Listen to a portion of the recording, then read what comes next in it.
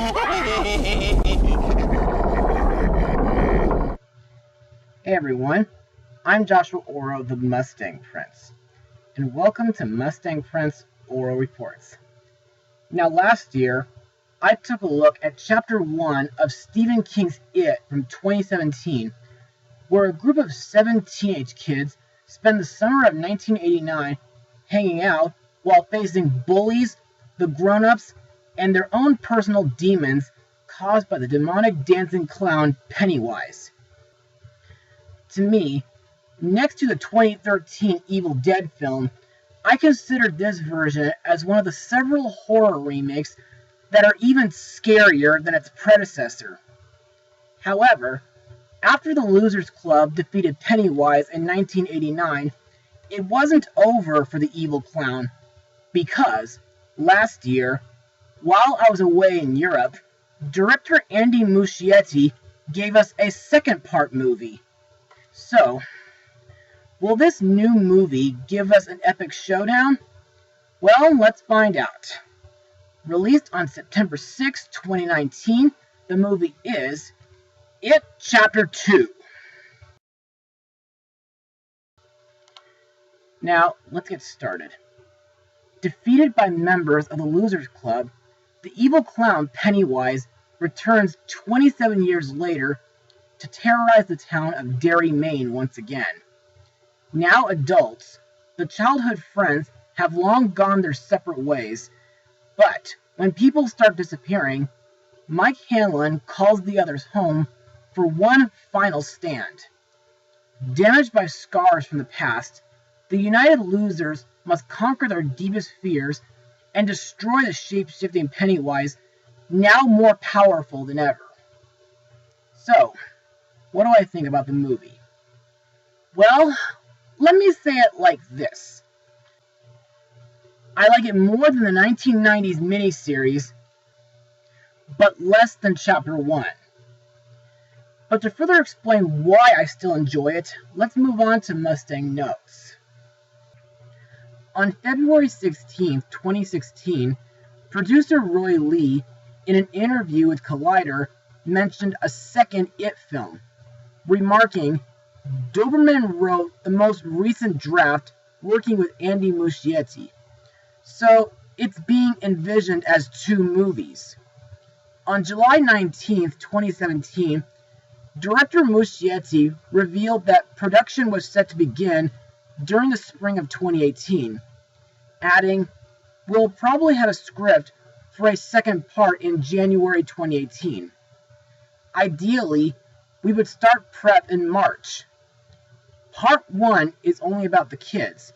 Part 2 is about these characters 27 years later as adults, with flashbacks to 1989 when they were kids."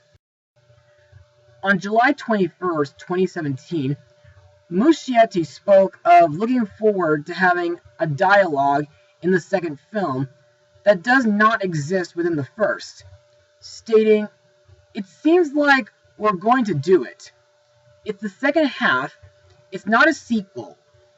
It's the second half, and it's very connected to the first one." Muschietti stated that 2 cutscenes from the first film will probably be included in the second film, one of which being the fire at the black spot from the book. Principal photography on the film began on June 19, 2018, at Pinewood Toronto Studios. The sewer system set was constructed at Pinewood, while the actual grate is located on North York. Much of the location work was done in and around Port Hope during summer 2018, as the town stood in for a fictional Derry, Maine. Signs and decor were changed as necessary. The town hall exterior was used as the Derry Library. Some exterior shots of the hotel were filmed at the town's Hotel Carlisle. Some interiors were filmed at the 1902 mansion in Toronto Cranfield House, while homes in the city and Oshawa and Pickering were used as exteriors. An old mansion set was built for exteriors of the Pennywise home and later burned in Oshawa. The synagogue in the film was actually the Congregation Knesset Israel in Toronto. Derry High School exteriors were filmed at the Mount Mary Retreat Center in Ancaster, Ontario. Other locations used by the production included the Elora Quarry Conservation Area, as well as the Scottish Rite in Hamilton, Ontario, Audley Park in Ajax, Ontario, Rogue Park in Scarborough, Toronto, as the Barons, and the Mandarin Restaurant in Mississauga. Filming concluded in early November 2018 after 86 days of production. The visual effects were provided by Atomic Arts and Method Studios. They were supervised by Brooke Landon Stanford, Justin Cornish, and Josh Simmons, as well as Nicholas Brooks as the production supervisor, with help from Cubica, Lola VFX, Meg VFX, Rodeo FX, and Soho VFX. The teenage actors were digitally de-aged to match their respected ages during filming of the first film.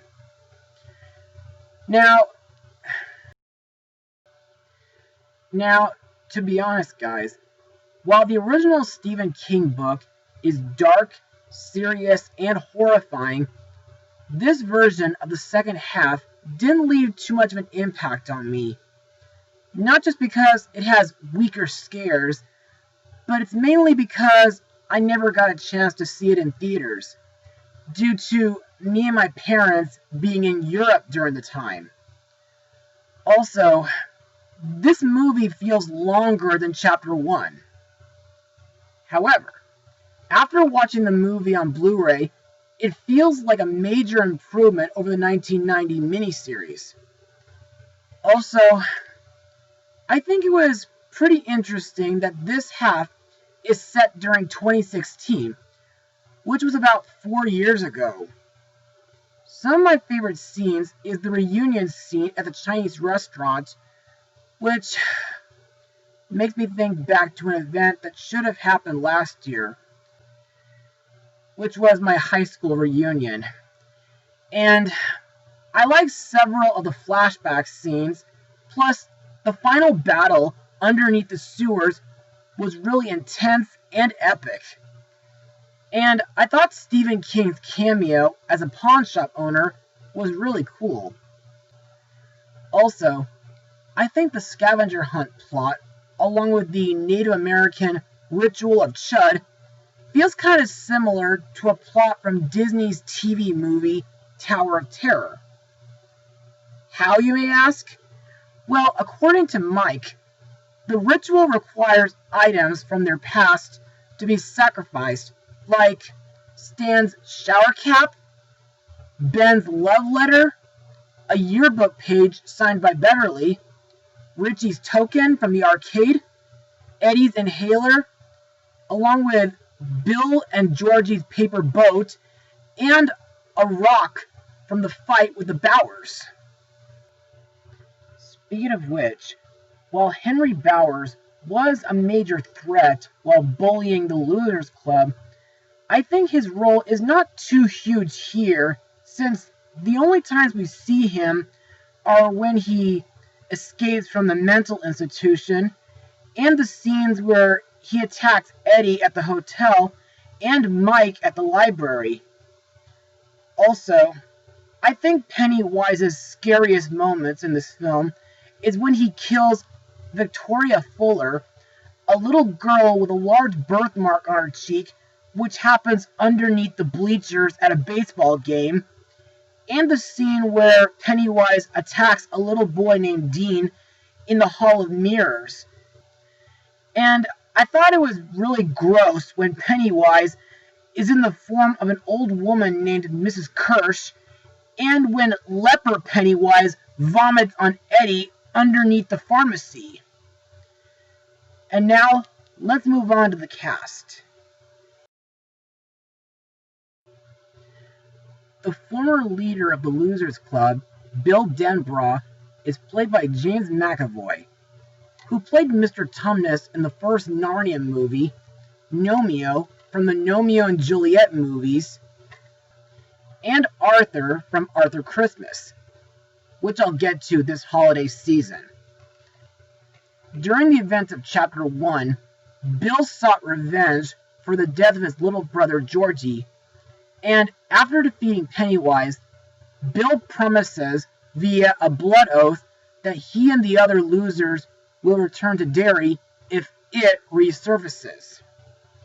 As an adult, Bill is a successful mystery novelist, turning one of his books into a movie while he's in Los Angeles, along with his wife Audra. But while Bill is in Derry, his stuttering returns, maybe because of his fear, and because Bill witnessed Dean getting killed, he makes a hasty choice to fight Pennywise alone until his friends catch up to him at the well house. Richie Tozier is played by Bill Hader, best known from the Cloudy with a Chance of Meatballs movies, Pixar's Inside Out, and Ralph Breaks the Internet. And he was also in last year's Disney Christmas movie, Noelle.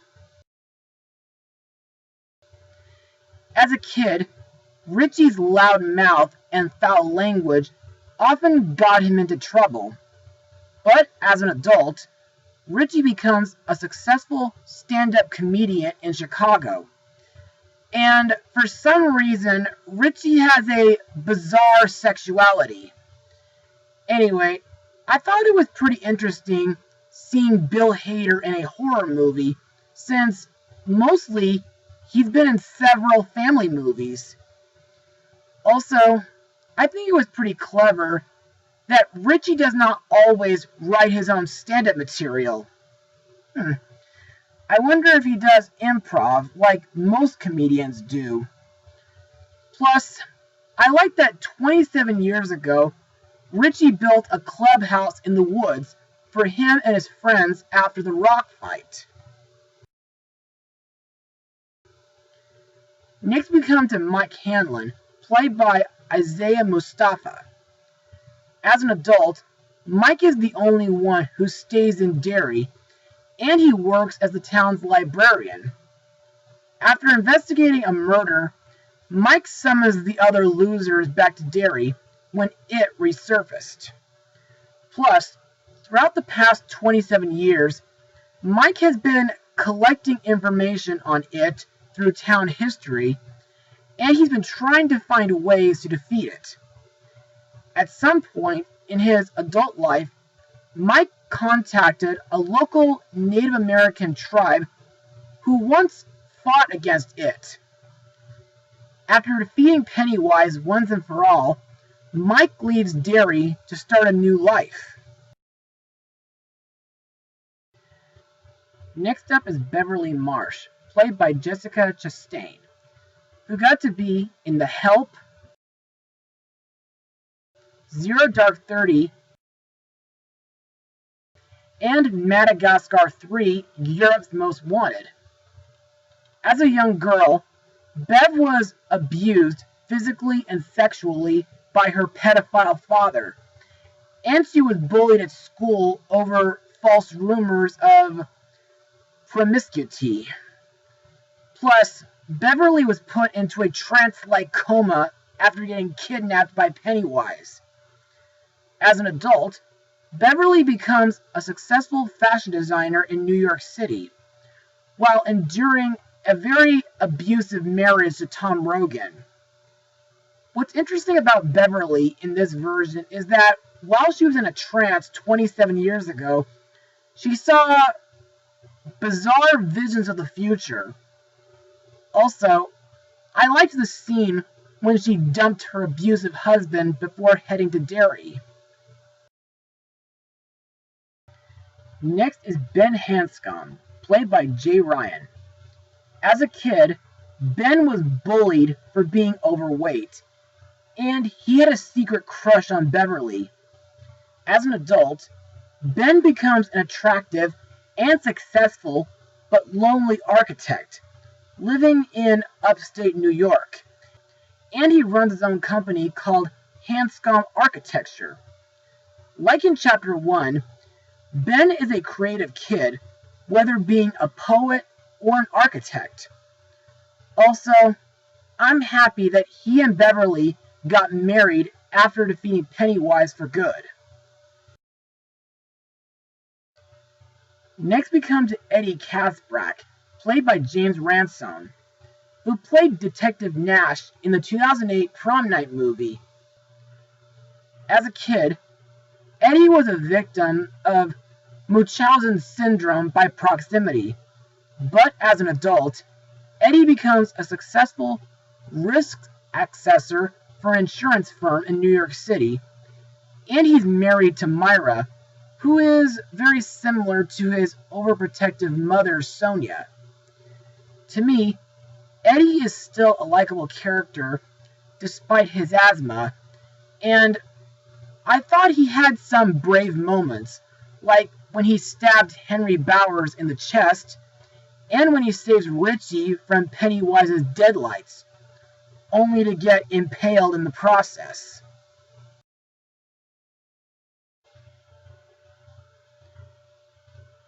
The last member of the Losers Club is Stan Uris, played by Andy Bean. Stan becomes a founding partner of a large accounting firm in Atlanta, and he becomes married to a woman named Patty Blum. But unfortunately, after getting a call from Mike, Stan stupidly commits suicide in the bathtub by slitting his wrist. At the end of the movie, it's revealed that Stan did it out of fear, and his suicide was a sacrifice to give his friends a chance against it.